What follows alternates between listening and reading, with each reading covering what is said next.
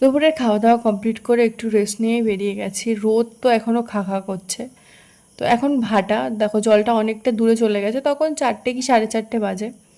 তো সব লোকজন দেখো এখন স্নান করছে, মানে সকাল টাইমে স্নান করে, 10:30টার পর আর কেউ স্নান করতে পারে না বলে এখন স্নান করছে।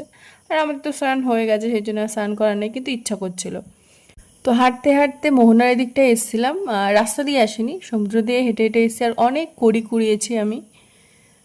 তো এই যে এখন এখানে এসে বসে আছি, দোকানপাট সব বসছে। তো পাপড়ি চাট ট্রাই করেছিলাম, বাট কলকাতার মতো নয়, একদমই ভালো লাগেনি, মানে ওদের আলাদা স্টাইল।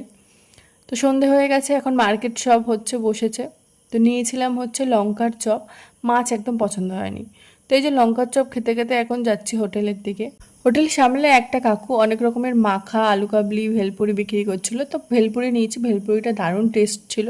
ফ্রেশ হয়ে টেরেসে চলে এসেছি, টেরেস থেকে রাতের দৃশ্যটা ঠিক এরকম। আর আজকে ডিনারে খেতে দিয়েছিল চিকেন কারি আর ভাত, রুটির অপশানও ছিল।